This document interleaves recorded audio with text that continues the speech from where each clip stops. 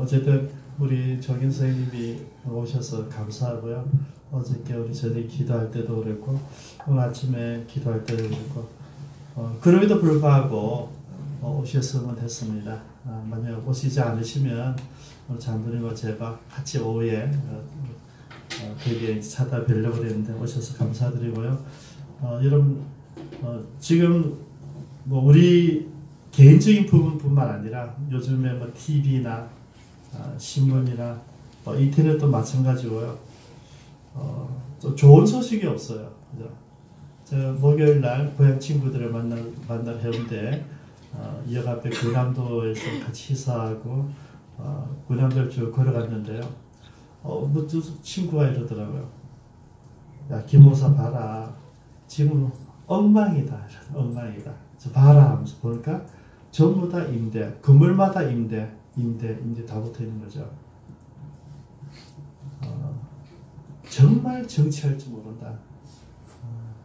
부동산은 잡는 게 아니다. 부동산은 자기들 눈에 투기구만 보이지만 서민들이 꿈꾸는 거라는 거죠. 그리고 그 이야기가 또 귀에 섞여 들어오더라고요. 우리가 아주 어려운 데 살다가 돈을 모으면 조금 좋은 동네로 옮겨가고 또 거기서 돈을 또 모으면 좀 더 좋은 동네로 이게 우리 서민들이 사는 꿈이었다는 것이죠. 근데 지금은 그런 거 다 그냥 한 가지로 만들어가지고 모든 사람들 내가 모아서 다음 단계로 넘어갈 수 있는 기회를 다 박탈해 버렸다는 것이죠. 그게 눈으로 봤어요, 여러분. 그렇게 아픔이 있는 거죠. 전부 다 힘들고 얼마나 전부 다 말은 안 하지만은 힘들고 어렵다. 여러분 경제만 그렇게 했습니까? 정치도 마찬가지고 며칠 전에 우리 스포츠 축구도 마찬가지고 축구를 보면서 그런 생각을 했어요. 저도 전반전만 보고 졌다는 확신이 되더라고요. 그렇게 게임에서는 게임이 안 되는 거죠. 그래서 이미 예선전부터 했던 그런 게 생각이 되면서 이게 좀 준비가 안 됐구나 는 생각이 가지게 되었어요. 스포츠도 지금 꿈을 주지를 못하는 거예요. 근데 그 시대도 그랬습니다. 사사들이 살아가던 시대에도 무슨 꿈과 비전과 낭만이 없었습니다. 영웅들이 나타나서 멋지게 하나님 일을 하며 백성들 구원해 줄 것 같이 여겼는데 하나같이 그들이 죽고 나면 또다시 반복되는 그런 사회와 시대상을 그대로 지났던 것이거든요. 그래서 여러분 지금 우리가 룻기를 공부하고 있는데 하나님께서 보여주는 이 룻기의 주인공들은 우리들이 또 다른 희망과 꿈을 주고 있다는 것입니다. 요즘 우리가 큐티하고 있는데 예수님 우리를 뭐라 그랬습니까? 너희는 세상 속에 세상의 소금이다 빛이다 그랬거든요. 그러면 이 세상은 지금 좋은 모습이 없어요. 기대할 가치도 없어요. 미래도 없어요. 그런데 우리는 그 세상 속에 있어야 되는데 뭐하러 있느냐 하니까 빛으로 소금으로 있어야 된다는 것이죠. 그러면 이 어려운 시대에서 빛으로 산다는 게 뭔가? 이 어려운 시대에서 우리가 소금으로 산다는 것이 무엇인가를 보여준 사람들이 루시고 나옴이고 보았습니다. 그래서 우리 한 줄기 빛을 보는 거죠. 그래서 제가 룻기를 그동안 공부도 설교도 하고 공부도 했었지만은 또 이번에 새롭게 너무 우리 환경과 여건이 어려우니까 새롭게 다가옵니다. 먼저 우리가 발견했던 한 사람 엘리멜렉은 빛된 모습이 아니었어요. 어떻게 보면 엘리멜렉은 세상의 가치로 살아가는 가장 보편적인 사람이었다 보면 되죠. 내가 살아가는 내 고향이지만 내 집이지만은 떡집이라 이름이 있는 고향이지만은 양식이 떨어졌다. 기근이 났다. 흉년이 났다. 이것은 보통 흉년이 아니다. 적어도 뭡니까? 10년 동안 이어지는 흉년이라는 것을 가물을 감지했다는 것이죠. 그래서 미련 없이 내가 살던 곳을 떠나버렸거든요. 근데 여러분 이 엘리멜렉은 잘못한 게 아니에요. 나름대로 가치 판단이 있었고 그 당시 문화와 환경과 여건을 다 분별했을 것이고 그리고 거기서 어떻게 해야 될 것인가 알았던 가장 지혜로운 사람이었죠. 세상의 가치로는요. 근데 그는 가서 아무것도 이루지 못해서 본인도 죽고 가족도 어렵게 하고 두 아들 다 죽어버렸어요. 그때 나타난 사람, 그죠? 남편이 죽자 비로소 자기의 모습, 아들 둘이 죽자 비로소 자기 모습을 드러냈던 구원투수. 나오미가 우리에게 보여준 것은 작은 한 가지 빛이었는데 뭡니까? 그냥 며느리들에 대한 배려였습니다. 작은 사랑. 너희도 나처럼 갑으로 살 필요는 없다. 너희들 제가 해라. 여러분 시어머니와 살았던 그 세월이 얼마 되는지 모르지만은 그 기간에 시어머니 신앙 인격을 통하여서 변화되었던 룻은 그 시어머니 변화에 반응해서 어떻게 반응합니까? 나는 당신을 봉양하겠습니다. 이게 빛입니다. 이게 소금인 거죠. 우리가 특별히 다른 게 찾는 게 아니라 내 일상의 삶 속에서 빛으로 사는 모습이 무엇인지 소금으로 사는 모습이 무엇이 보여주는 거예요. 그리고 그는 봉양 결심했을 뿐만 아니라 진짜 이삭을 죽는 가장 밑바닥의 생활로 들어간 거죠. 그리고 실천했어요. 여러분 실천하는 가운데 만난 사람이 보아서예요. 하나님은 저와 여러분들을 위해서 늘 하나님 돕는 천사를 준비해 놓으셨어요. 어떤 때는 보아스가 올 것이고 어떤 때는 모세가 올 것이고 어떤 때는 엘리야가 올 것이고 어떤 때는 세례 요한이 우리들 옆에서 오게 될 것입니다. 문제는 우리가 내게 주어진 그 사명들 이 사명이 뭐 전도하고 선교하는 그런 사명뿐만 아니라 여러분도 섬겨야 되는 가장으로서의 사명, 아내로서의 사명, 엄마로서의 사명, 자녀로서의 사명, 직장인으로서의 사명 그 작은 소소한 일상 가운데서 누리는 그 일에 최선을 다하는 모습을 하나님 보고 계시고요. 그곳에 보내주신 거죠. 우리가 지난 시간에 봤던 모습이에요. 오늘 이 나오미가 보아스와의 인연을 생각하면서 마지막 이야기하는 이거예요. 그는 우리가 가까운 친족이다. 그는 우리에게 기업 물을 자 중에 하나이다. 여러분 기업 물을 짜라 이야기한 게 아니에요. 기업 물을 수 있는 사람들 가운데 한 사람이라는 비전을 갖게 해주는 거죠. 그래서 저는 그렇다면 이 사람은 누구인가? 우리가 다음 시간에 또 자세히 보겠지만은 보아스가 보여주는 우리 나오미의 빛된 삶을 봤고요. 룻의 빛된 삶을 봤다면 오늘은 보아스가 우리에게 보여주는 참 빛된 삶, 소금된 삶은 어떤 모습이었을까를 한번 나누고 싶습니다. 먼저 보아스가 우리에게 보여주는 삶의 모습은요. 격려자입니다. 그죠? 하나님에 의해서 하나님의 시간이죠. 그죠? 우연히 왔다가 우연히 보아스 밭에 들어갔는데 그때 때마침 보아스가 그냥 내 밭 한번 둘러보러 온 거예요.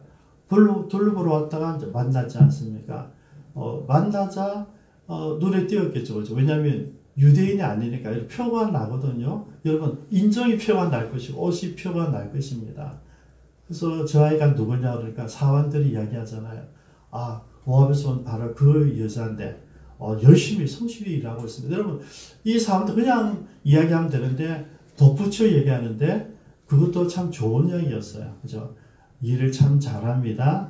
그래서 성실하게 일하는 것을 우리가 지켜보고 있습니다. 아침부터 지금까지 열심히 자기 일을 하고 있습니다.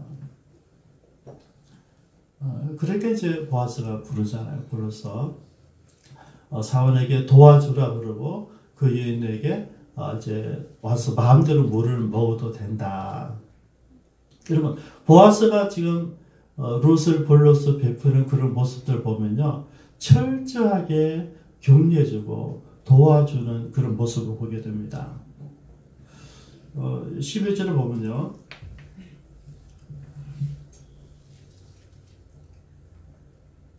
보아스가 그에게 이르되 내 남편이 죽은 후로 내가 시어머니에게 행한 모든 것과 내 부모와 고국을 떠나 전에 알지 못하던 백성에게로 온 일이 내게 분명히 알려졌느니라.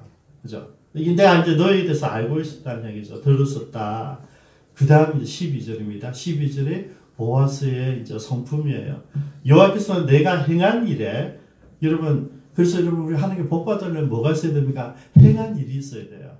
저와 여러분들 하나님의 이름으로 살아간 빛된 삶과 소금된 삶이 있어야 돼요. 내가 행한 일에 보답하시기를 원하며 이스라엘 하나님 여호와께서 그의 날개 아래에 보호받으러 온 내게 온전한 상 주시기를 원하노라. 그죠? 지금 사실은 이제 룻이 이렇게 밑바닥에서 돌아왔고 시어머니 위해서 내가 헌신했지만은 여러분 이런 일을 누군가를 알아준다는 것은 굉장한 다른 위로가 있는 거죠.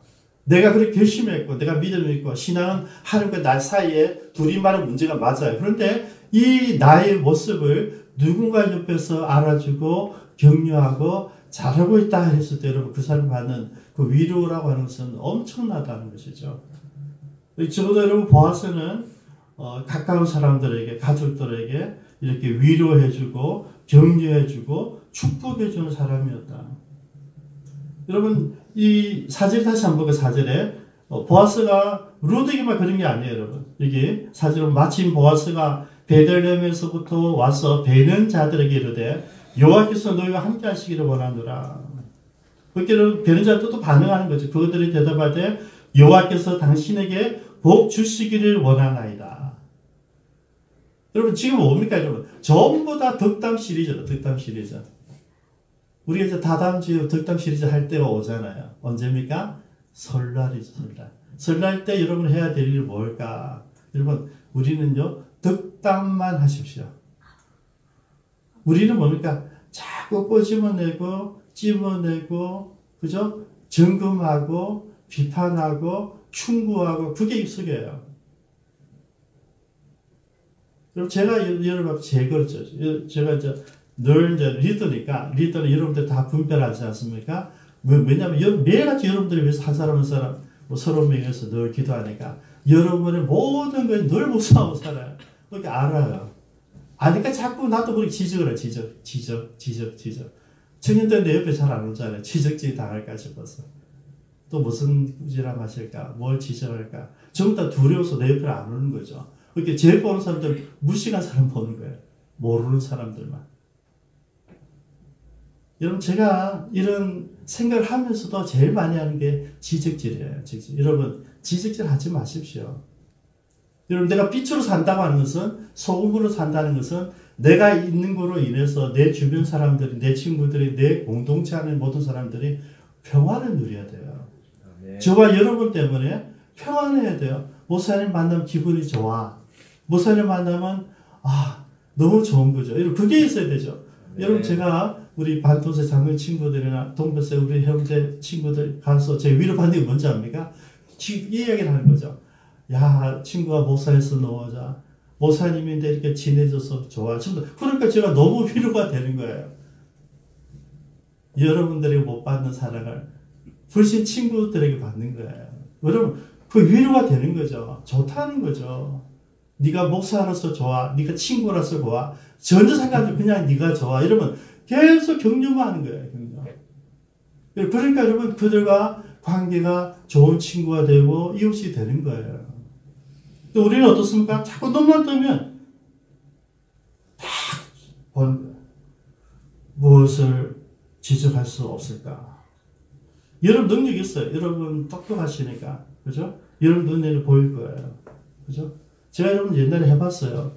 오래전에 지휘하면서요. 누가 알토 음이 발음 떨어지는구나. 테너, 아이고 저 음이 안 올라. 여러분 다 들려요. 그렇게 하면 자꾸 지적해요. 그때는 몰랐어요.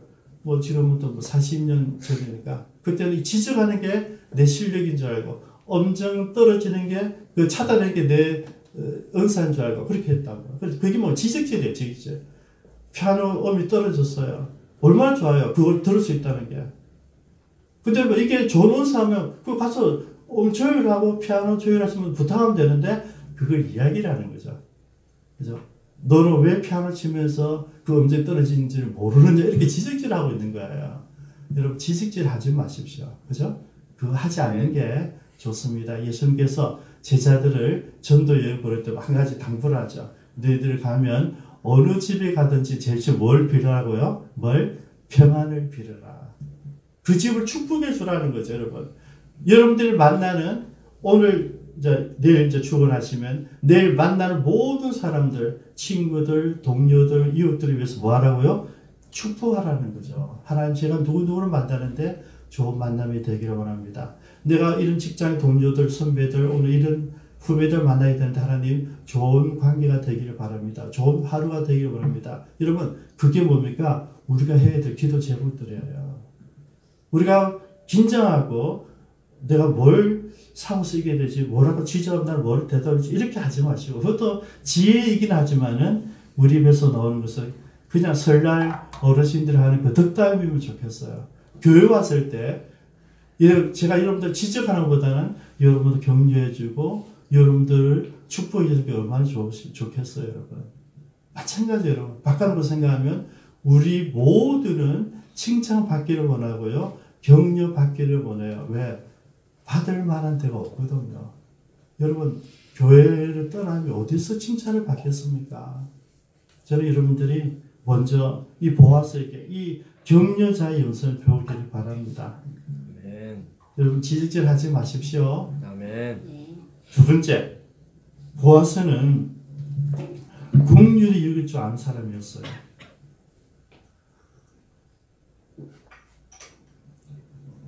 롯을 여러분 알았어요. 그죠? 그리고 자기 밭에 이삭을 죽기를 허락했어요. 그리고 몸이 마를 때 와서 이 일하는 사람들과 함께 물을 마시게 했어요. 그리고 자기 식탁에, 여러분 14절에 식사할 때에 보아스 롯에게 이르되 이리로 와서 떡을 먹으며 떡 조각에 초를 찍어라. 그리고 진짜 여러분 지금 일하는 사원도 아니고 관리자 사원도 아니고 배는 자도 아니고 그 주우러 온 사람인데 주인상에 지금 앉아 있는 거예요, 여러분. 그래서 기가 막힌 장면이잖아요. 그리고 뭐 사람들이 뭐라 이야기합니다. 일부러 혹시 좀 흘려놔라. 롯이 많이 주울 수 있도록. 저는 이 모습을 보면서 이렇게 생각했어요. 야, 이 긍휼, 이 보아스의 긍휼을 받을 만한 롯이 되어 있었구나. 여러분, 바깥으로 한번 볼까요? 나오미가 롯을 배려했습니다. 불쌍히 여긴 거죠. 그죠? 긍휼히 여긴 거예요. 그리고 롯 입장에서 우리가 떠나도 되지만은 내가 떠나면 넓은 시어머니가 어떻게 혼자 살지? 아니야. 내가 그래도 하나님 믿는 사람인데 내 시어머니를 내가 모실 거야. 복량을 결정했어요. 왜? 시어머니를 어떻게 했어요? 불쌍히 여긴 거예요. 여러분, 예수님 말씀 기억나십니까? 마태복음 5장 7절. 긍휼히 여기는 자는 긍휼히 여김을 받을 것이며. 여러분, 예수님께 하신 이야기 바로 여기 있는 거예요. 내가 다른 사람을 긍휼히 여기니까, 불쌍히 여기니까, 그를 생각하고 배려하니까 나도 똑같이 배려를 받고 사랑을 받는 거예요, 여러분. 네. 지금 그거예요.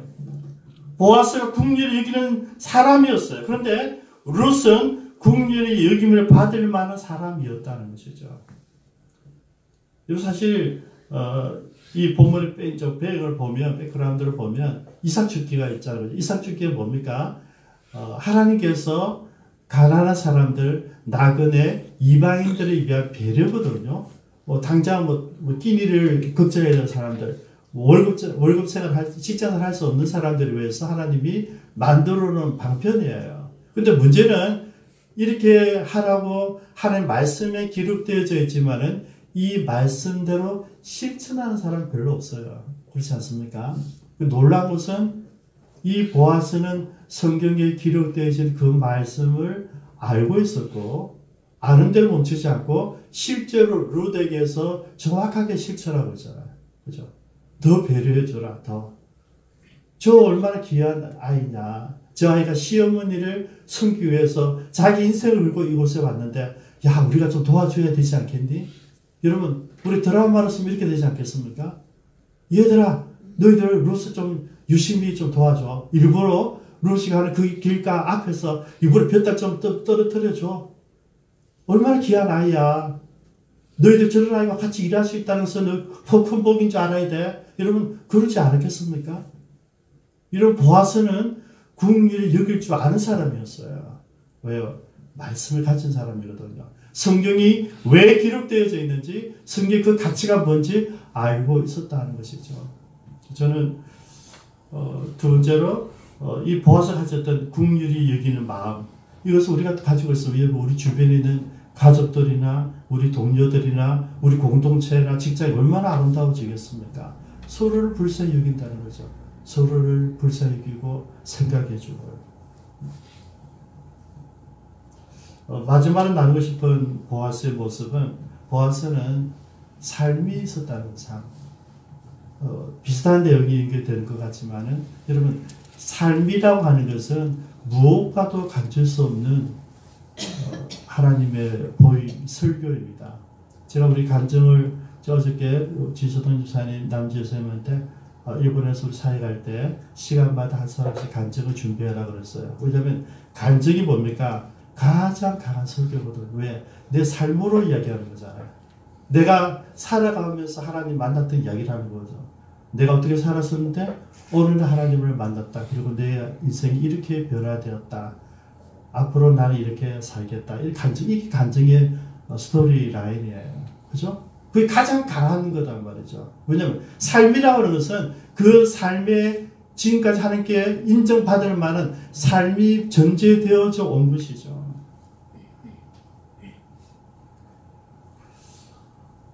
롯이 시어머니 나오미에게 했던 그 사랑과 배려, 누가 알았습니까, 여러분? 온 동네가 다 알았어요. 야, 그렇다면 그 며느리 진짜 귀한 애야. 이방인이라며, 야, 이스라엘에도 이런 많은 아이가 없는데 진짜 대단한 며느리야. 여러분, 그것을 동네 사람이 다 알았어요. 나오미가 롯을 배려했어요. 나는 이렇게 과부로 살아가지만은 내 며느리들에게는 그럴 수 없어. 내 아들은 죽었지만은 저 아이들에게 자유를 주고 자기 고향에 돌아와서 그래도 새로운 가정을 꾸리게 해야지. 여러분, 이렇게 며느리들 사랑을 베풀었는데 누가 알았습니까? 롯이 알았어요. 롯의 삶은 동네가 알았고요. 나오미의 이 헌신과 배려와 사랑은 롯이 알았어요.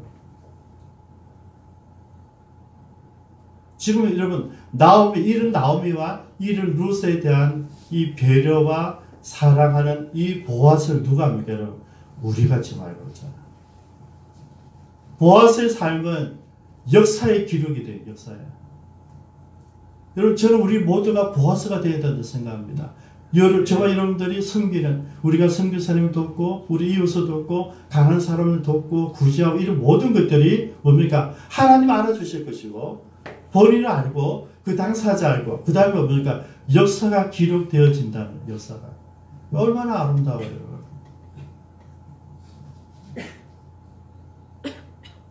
제가 그 신학교 다닐 때 선보호 목사님 교수님 장로님 만났는데 부산 초랑교에서 세미나를 하시는데 부산 신학교 개강 집회였어요. 그때 제가 충격받았어요. 그때 이후로 제가 선보호 교수님만 최고라고 제가 보고 살아요. 그분이 이런 말을 하시더라고요.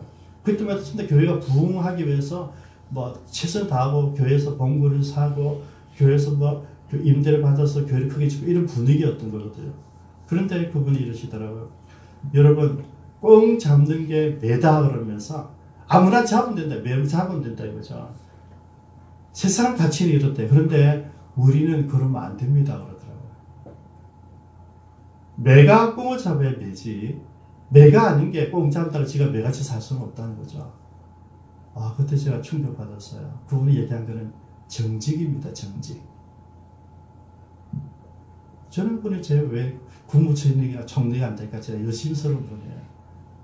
그분이 살아온 삶. 우리 제임슨 교사님 계시는데요. 제가 갑자기 이제 사촌 누나가 서울 가면서 제게 르방 차를 줬어요. 운전해보지도 않고 몇 년쯤도 차를 줬어요. 그래서 이지만 주사 도움받다가 제가 운전 연습해가지고 운전을 하게 됐어요. 그리고 깨달은 거죠. 제가 영덕의 거창에 집회를 다니게 되더라고요. 그래서 그 차가 없었으면 갈 수 없는 그런 길들이었어요. 산골짜. 버스 타고 갈 수 없는 그런 길들. 그래서 제가 운전하면서 야, 진짜 하나님이 미리 차를 주셨구나. 그래서 제가 우리 최민성 교사님 우리 집에 한번 이제 놀러 오셨어요. 그때 지금 선교사 가신 그 선생님하고 두 분이 오셨는데 제가 미리 간증을 했죠. 제가 이렇게 면허증도 없는데 면허증 사촌 거 빌려가지고 가짜 면허증 가지고 있었는데 이유가 뭐냐니까 하나님께 나를 이렇게 뭐 집회도 보내고 부흥사를 쓰려고 이렇게 막 이렇게 준비해 놓으셨다고 내가 막 자랑질을 했어요. 그게 제가 진짜 그랬어요. 근데 제 선교사님 저보고 딱 한마디 하시더라고요. 총무님 그거 불법입니다.